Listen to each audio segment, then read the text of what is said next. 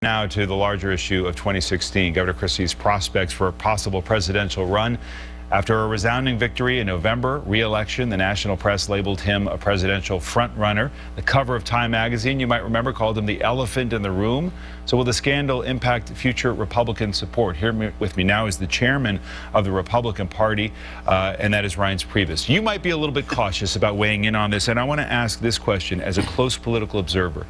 Is this a test of leadership for the chairman? Here is what a friend of his, a mentor, former governor of New Jersey, Tom Kean, told the Washington Post. This is Tom Kean speaking. He says, who has known Christie since the current governor was a teenager, faulted Christie for establishing a culture in his tight inner circle in which no one will ever say no to him, and that is dangerous. He also said that Christie's approach to governing is overly aggressive and his agenda is personal.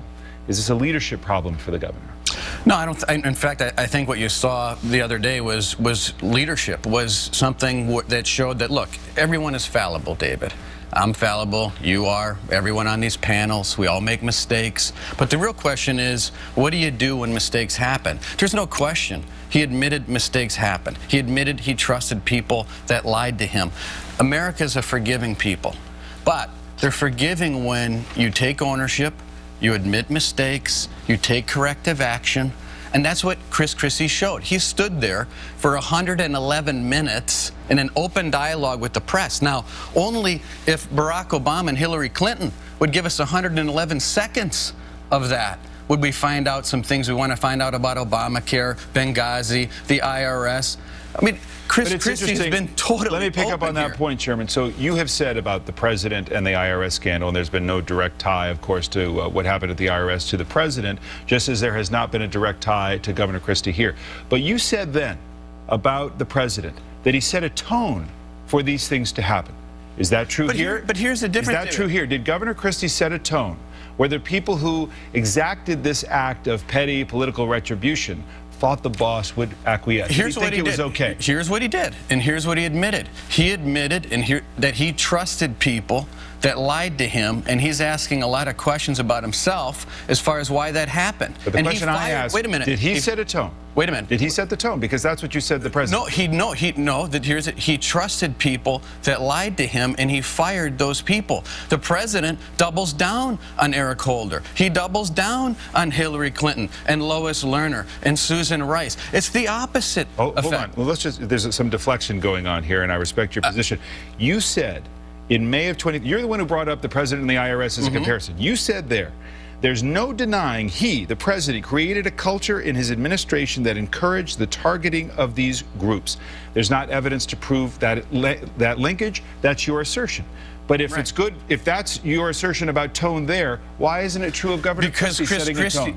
Here's why. Because Christie gave us almost 2 hours of open dialogue and open, really cross-examination with the press, because you can judge a person. You can judge a person's character. We had an opportunity to do that. And so that's what Christie offered, not only to the people of New Jersey, but to people across the country. The president never offered that open dialogue so that people could determine the character of the president. You've given him a close look. You're chairman of the party. You dig in on these things. How would a rogue operation like this spring up underneath his feet without him knowing about it at all, or without those people who were close to him and who had been close to him for a long time thinking it would be okay if we did this? Well, look.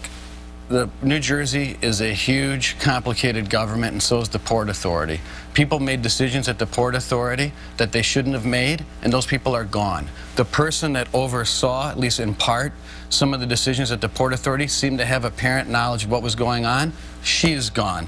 After the fact, the campaign manager made comments that were callous, and Christie didn't like it. He's gone. There's been no direct link made to Governor Christie. Do you think there will be one? No. I don't think there will be one, because I think we've got a really smart person in Christie, who's a former U.S. attorney who understands what's out there, and thousands of documents have been revealed, and not one single link to Christie has been found. Let me ask you about your potential opponents for the Republican Party in 2016, and that's Hillary Clinton. We'll talk more about the Robert Gates book and Duty. He writes this in part about the debate over Afghanistan. Hillary Clinton, the Secretary of State, told the president that her opposition to the 2007 surge in Iraq had been political because she was facing him in the Iowa primary. The president conceded vaguely that opposition to the Iraq surge had been political. To hear the two of them making these admissions and in front of me was as surprising as it was dismaying. Certainly, progressive liberal Democrats may have an issue with her taking that position, as reported by Robert Gates. How do you view it? I think she's a political person.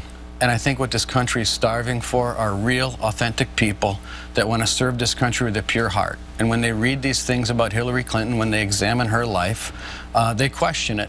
And I think that this is something that is going to be potentially on the ballot coming 2016 and surrounds Hillary Clinton wherever she goes.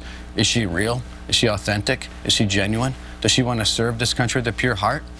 I think she's political, and I think that Robert Gates' book shows that once again. And back on the Republican side, is Chris Christie still a front runner, or does he face a personality problem? You know, we have a lot of good candidates that are at least percolating right now, and I've got a couple from my own state of Wisconsin. So I think we've got a great bench. We're a young, fresh party, and we'll see what happens. Chairman Reince Priebus, thanks as always. I appreciate it. Thank you, David. We're going to take a break here. Coming up on Meet